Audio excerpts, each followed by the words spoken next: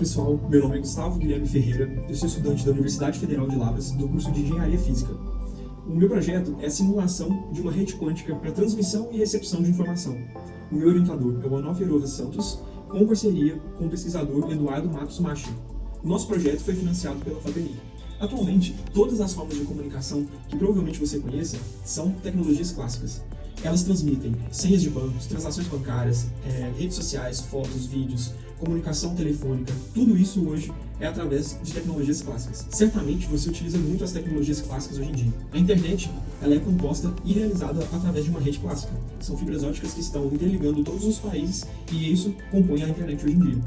Mas então por que países como a China e Estados Unidos, ou empresas como IBM, Microsoft, Google, estão numa corrida incessante pelo desenvolvimento de redes quânticas? Esses países estão nessa corrida contra o tempo porque na mecânica quântica existe uma correlação muito especial chamada emaranhamento. O emaranhamento ele possibilita o teletransporte quântico. Mas o que é isso na prática? Basicamente, são dois subsistemas separados, independente da distância, eles têm a propriedade de comunicação um com o outro. Ou seja, ao medir o sistema A, você consegue saber instantaneamente qual será a informação do sistema B. Isso possibilitará avanços na comunicação entre computadores quânticos, impactando em diferentes áreas, como na segurança entre comunicação de nações ou desenvolvimento de novos medicamentos através do compartilhamento de informações de forma instantânea, dentre outras aplicações, as quais redes clássicas ainda apresentam suas vulnerabilidades. Portanto, no quesito de desenvolvimento de tecnologia, redes quânticas se apresentam como um dos maiores desafios da humanidade, tanto para a ciência quanto para a engenharia. Imagine que a Receita Federal queira implantar uma comunicação altamente segura entre duas de suas sedes. Para que isso aconteça, é necessário que simulações sejam realizadas para determinar as principais configurações dessa rede. Por exemplo, qual hardware será utilizado na sede 1, qual hardware será utilizado na sede 2, quantos repetidores serão necessários entre essas duas sedes, quais canais e protocolos serão utilizados. O meu projeto é especificamente isso, simular uma rede entre dois pontos, no qual seja possível realizar o teletransporte quântico entre elas, de forma a manter a fidelidade dessa comunicação. Mas então, como fazer isso? O primeiro passo foi uma revisão sistemática dos principais conceitos envolvidos na mecânica quântica. Em seguida, foram determinados os principais hardwares, os quais tiveram o melhor desempenho atualmente em comunicação de rede.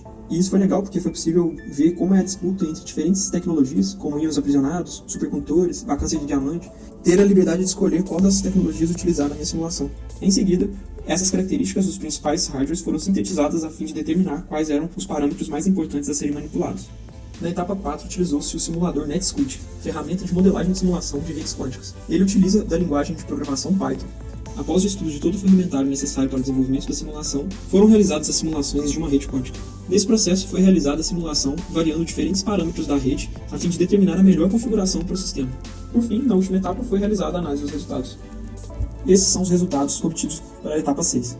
Ao lado esquerdo, temos um gráfico representando a fidelidade em função da taxa de depolarização. Essa configuração foi realizada a uma distância de 2 km, ou seja, o nó A e o nó B estavam a uma distância de 2 km, por isso não houve um resultado tão significativo na fidelidade, ou seja, a comunicação não foi realizada. Já ao lado direito, apresenta os resultados para a melhor configuração obtida na análise. Como pode ser visto, a fidelidade a uma taxa de 0,50 está em torno de 80%, ou seja, é uma boa taxa de fidelidade para que haja uma comunicação, mesmo tendo uma taxa de depolarização relativamente alta.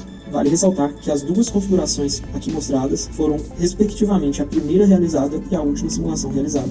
Em que a última simulação foram manipulados os parâmetros de ruído, distância entre os nós, que foi para 5 metros, e protocolos utilizados nessa comunicação. Concluímos então que é possível realizar a simulação de uma rede quântica utilizando o simulador NetSquid e é possível também determinar quais as melhores configurações para um sistema de rede quântica entre dois pontos, em que manter a taxa de fidelidade a distâncias altas são os principais desafios atualmente para redes quânticas, o que condiz bastante com a literatura. Por fim, venho agradecer ao meu orientador, em especial ao Eduardo Matos pelo apoio durante toda a pesquisa, ao Programa Institucional de Bolsa de Iniciação Científica PIBIC, financiado pela FAPEMIG, e também à Universidade Federal de Lavras pelo apoio.